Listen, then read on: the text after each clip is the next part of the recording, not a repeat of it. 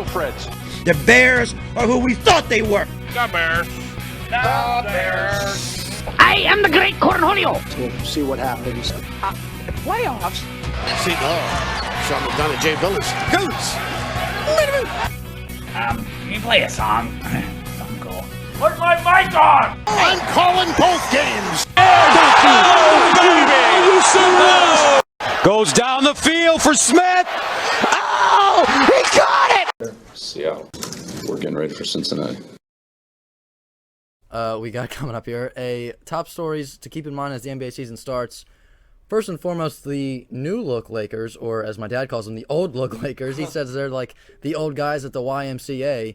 A lot of veterans on that Lakers team. Zach, what do you think we're going to see from the Lakers this year? It's honestly hard to tell, in my opinion, just because they have so many superstars and so many people who want to shoot the ball. It's going to be interesting how this goes. I mean, last game, Anthony Davis and LeBron had a good game, but then if you look at the other players, they didn't quite perform as well as everybody hoped that they would.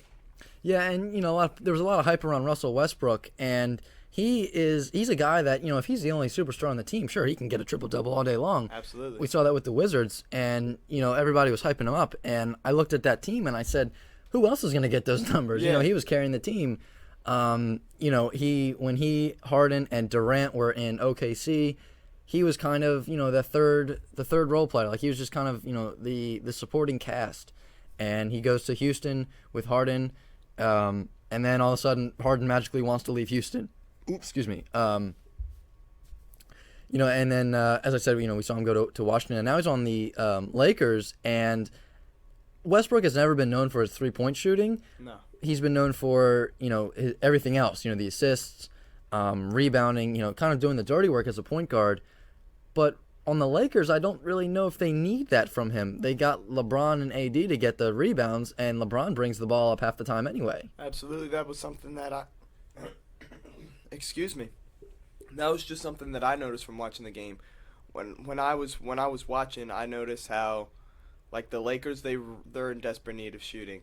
They got a bunch of these playmakers, but how can nobody can make the play if they can't shoot? Especially last night. I mean, I believe he shot 4 for 13 against the Warriors, which is not what you want to hear from your starting point guard. On Wednesday, I think that was, yeah. He didn't have a good shooting night at all. I think he had 6 points. As you said, ugly numbers. I don't know what he was for, 4 for 13. I'm not sure, but I know it wasn't good. No. And Carmelo Anthony is another guy that's been in the league for a while that comes to L.A., and I don't know that I expect much from him either, because I think, we watched him in Portland, and he was much more of another kind of role player. He kind of was on the bench. I think he started a few games, but never really wasn't really at the forefront of that Portland Trailblazer team. And now, same idea with Russ being on this Lakers team with LeBron, AD. Dwight Howard comes back. He probably is more familiar with the Lakers team than Carmelo and Russ being with them 2 years ago. So I don't know that Carmelo Anthony. I don't know that we're going to see a lot of him. I think he's, again, going to really be much more of a bench player. I don't think he's going to be in the key minutes of the game. I think he's just going to kind of be a guy to fill in for the starters. Absolutely. I mean, when you've got a guy like Anthony Davis in that starting spot, what else can you really say? And with the Melo thing too, because I would watch him when he was on the Thunder, and he was the start. He was the starter, but he was never like that kind of. He was never like that guy in the lineup anymore. So it sucks to say, but I think he really is going to be a solid bench player to the point where he's eventually just going to retire off, which kind of sucks to say in person. And that was the big deal with him when he was. I forget exactly what it was. I think he was it coming off the Knicks, and then he was a free agent, and he said he didn't want to be a bench player? Yeah, he didn't. He wanted to be a starter. And then Portland signed him, and then I think he kind of realized, like, well, I'm going to be a bench player. I can't really do much about it, and that's just kind of where he is right now. But it's odd to see that, 3-4 years ago, he was like, I don't want to be a bench player. Now he's, like you said, a solid bench player. Yeah, he's accepted it at this point. And, again, especially on the Lakers, I don't know that there's much more you can do. No, their lineup is stacked. Their starting lineup is so stacked to the point where you can't really add much more places anyway, no matter who you pick up in free agency. You can't really add many more. And as you said, the only thing they really need right now is shooting from the outside. LeBron and AD can only shoot so many threes a game, and and that's kind of been their calling card. The Lakers, their 3-point shooting. They had, I believe last year was Dennis Schroeder. The year before that they had, Rajon Rondo, and now he's back again. And sure they had Alex Caruso come off the bench for maybe 1-3 every couple games, but that's always been their calling card. The Lakers, ever since Kobe, that's been their calling card, is not having good outside shooting from the point guard position. Yeah, I mean, it's to be honest, as a sports fan, I was shocked when I saw that they picked up Russ, because then, like I said, I looked at the lineup and I was like, dude, they have no shooters. They have nobody to go out there and get the ball. And that's a good point when you brought up Kobe. That if you didn't, now that I think about it, they really haven't had that kind of shooter since he's left, and that they're in dire need to find one soon, or else they're borderline a playoff team, borderline. Because if you look at the West, I mean, the West is ready to rock and roll. You got Phoenix, Golden State's back, the Clippers are looking pretty decent. I'm sure there's many other teams as well. If Dallas can get their stuff together, they might, be up there. Denver's always an oddball team. You never know what you're going to find from them. Who else is out there? I mean, Sacramento's up and coming. Yeah, Utah. That's right. Totally forgot about them last year. I mean, it's they have to figure it out soon, because I was watching the Warriors game against the Clippers, and man, did Curry look good. Oh my. Curry looked good. The entire Clippers team looked good, and I'm thinking, dude, the Lakers have to deal with this. Like, they're gonna live in this conference, and then if they just make it to the playoffs, they're gonna see these teams like at max 3-4 times. Mm-hmm. So it's gonna be interesting. And as you mentioned, the Warriors, not only did Steph look good, but they got an up and coming player in Jordan Poole. Jordan Poole, I was impressed with when I watched him, especially against the Lakers. That's where I watched him. I didn't quite watch the Clippers game, but I saw a few highlights. I actually watched the Lakers game, and he looked like a great player. Yeah, and he was. I remember him at Michigan. He always, every time Maryland played Michigan, it was Jordan Poole that would just crush us. And I saw him, and I said, he's going to be a good NBA shooter. And it took him a little bit, but he's getting there. Absolutely. And also at the Warriors, Klay Thompson's going to be coming back later in the season. He'll be playing for the first time in 2 years. So you look at that team, Steph, Poole, and Klay. That's a nasty three-point shooting. That's going to be a dangerous team. Not to mention Andrew Wiggins. Yeah, he will be on the team. I mean, to think that Klay's coming back, and he's coming back with a vengeance now, especially now with the big old NBA 75th anniversary kind of going on, and they pick like a top 75, and he wasn't on there. He verbally said that he was mad about it, so now he's going to come out with a vengeance to start shooting. Curry's going to do his thing, and Poole, man, his numbers have just gotten better and better from year to year. And I can't wait to see what he turns into, especially with Klay and Curry there with him. I think it's going to be so exciting. And sure, it's only been 2 games, but it's not like these 2 games against, bottom feeders of the NBA. These are 2 decent at worst teams, and he's putting up these numbers. Both of these teams were playoff teams, and I was very impressed to see how both of them played. I very was. I mean, I thought the Clippers looked fantastic. The Lakers, of course, like we said, were a little shaky. But, I mean, the Clippers looked fantastic on their side of the ball.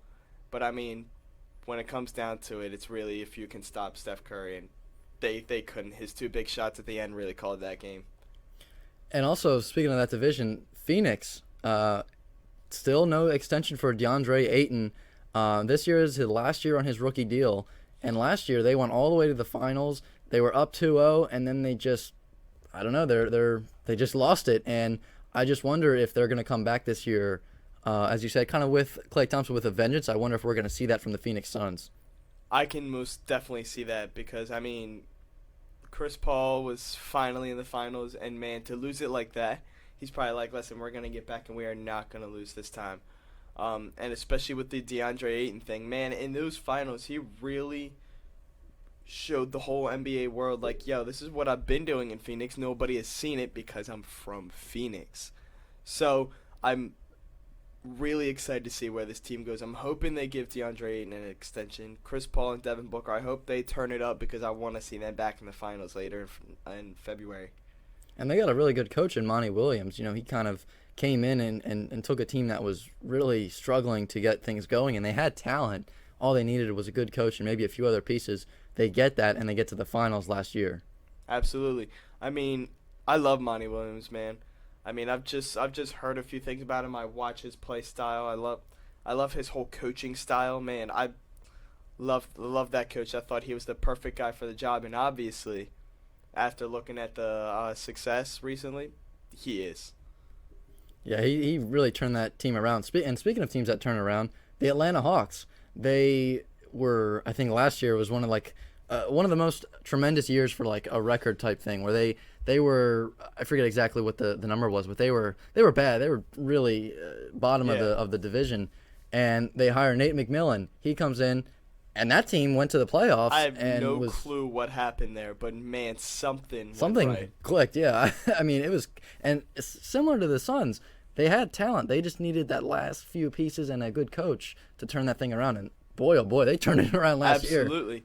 I mean, watching the Hawks in the playoffs, man, that was so exciting. Watching Trey be the villain everywhere he went, watching Bogdanovich nail down these threes, man. I love this team. And Nate McMillan, you did a fantastic job. If you hear this, man, great job. And I watched the Hawks game last night. They were playing the Mavericks, and I was shocked. There was like nobody there. It was like a half empty stadium, and I was like, didn't they just go to I mean, they made it pretty far. I think they made it like the second or third round in the playoffs last year. And I was like, where are all the fans at? I couldn't believe it. And as you said, Trey Young, villain everywhere. Bogdanovich nailing those threes. But John Collins as well stepped up big. Kevin Huerter had a few good games. My boy from Maryland got to rep Kevin Huerter. He just signed a pretty big extension this year. And I want to get to that a little bit. Kevin Huerter, let me pull this up real quick. He signed an extension this year, and he put things into very good perspective. Contract extension quote. He basically said, like, you know, the NBA makes money, you know, seem like nothing. And this past summer, he signed a $65 million contract extension. Jeez. And Kevin Huerter said, quote, "The NBA does a good job of making $100 million seem like a lot of money. To the rest of the world, or sorry, to seem not like a lot of money. To the rest of the world, my friends, my peers, my family, even $1 million is a lot of money. I tried to keep that in perspective throughout the whole thing. It's life-changing money." And I really like to see guys who when they make it, I don't want to say make it big. He's still like a bench player. He comes off the bench, but he's a solid sixth man. And I always like to see, no matter who it is, when they sign a big extension, they kind of don't let it get to their head. They kind of keep things in perspective, as he said. I think that's kind of a good thing to see. Absolutely. I mean, when I see out in the news, and not just basketball, man, I'm talking like football, baseball, all those sports over there where you're signing contracts. I love to see players that are not out there like asking for, like, I don't know, $30 million a year or something. They're not asking for crazy numbers because their only excuses, I'm better than this guy, but he got paid this amount.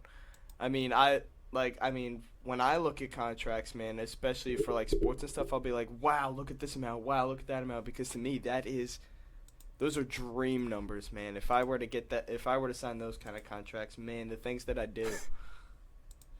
It's crazy. And every year in the NFL, especially, we always hear that's record-breaking money. It's like, we just break the record last year? And it's just everybody's just one-upping each other, and it's crazy. But it's always good to kind of have somebody bring us back to reality a little bit and say, hey, this is a lot of money. You know, I keep it in perspective, not try to get too lavish when it comes to getting a big contract. Yeah, I mean, I didn't know much about Kevin Huerter, to be honest. When I watched him last year, I did kind of like him, but I never really like paid quite attention to him because I watched all the other players. But hearing what you just said, I didn't hear that he said that. I have huge respect for him, 100%. There's no negativity. I got all respect for him. And watching him at Maryland, it was like freshman and sophomore year, he was shooting the ball, and I was like, oh, there's no way he stays all 4 years at Maryland. He's going to the NBA, and he went to the NBA, and he's making a good career out of it. Another thing I want to look out for is Kyrie Irving. What is going on in Brooklyn? Kyrie Irving, first it was, no, he's only going to play road games, and then it was, and then he can't practice, and then it was, oh, no, now he can practice, but he still can't play home games, he's going to play road games, and then it was, no, now he's not going to play at all until he gets the vaccine, and then he's like, well, now I kind of want to be, I don't know, I don't think he even said he wanted to be traded, but I think that's probably the best outcome for him at this point. Yeah. And I'm also interested to see if Kyrie, if he gets the vaccine or whatever in the world he needs to do to play basketball in Brooklyn, are KD and Harden going to stick around? There was word on the street that with the whole Kyrie Irving deal, that Harden was like, maybe I'll try free agency next summer. There was a lot of rumors and word on the street kind of stuff going on there. And I don't know. I just want to get your perspective. Like, what's going on with Kyrie Irving? And is this thing going to work in Brooklyn with KD, Harden, and Irving? I mean, you bringing up the point where Harden was thinking of testing free agency, I did not hear that. Again, that's like allegedly on the street. I don't know if that's really real or not. I was going to say, this is news to me. I would say that Kyrie he means what he says. I doubt that he is going to try and get this vaccine. I mean, he says he's trying to put a word out for other people, try and be like the spokesperson. I mean, I believe there was a rally that was in New York and in favor of Kyrie's decision. I believe there was like some rally or something where all these people came together, which also shows that he's making a mark in what he's saying is like powerful. What he's doing is powerful, but also yet again, he's not doing what he gets paid to do. So I mean, in my opinion, I think it'd be best if the Nets got to sit him down and be like, listen, it's not us, it's the state that's not making him play. So either you tell him, yo, listen, you either do this or we're going to have to send you elsewhere, because I guarantee Kyrie wants to play. Oh yeah, no doubt about it. And there was kind of like a word, I don't know who exactly it was from, but I was watching some show and they were like, Kyrie Irving just wants to make any excuse not to play basketball. And I was like, that is not true. Kyrie Irving wants to play basketball. Yeah. I mean, it's what he loves to do. Watch his game, and I mean, his eyes like glow when he sees the ball, man. He wants to play. I don't get where those kind of assumptions would come from. I mean, we have somebody else in the league that we'll get to later that kind of is coming up with those same excuses. But I mean, Kyrie's just standing up for something that he believes in, and I don't think he should get any hate for that whatsoever. I mean, it's just his opinion, and if it doesn't work out in Brooklyn, then I guarantee another team will take him.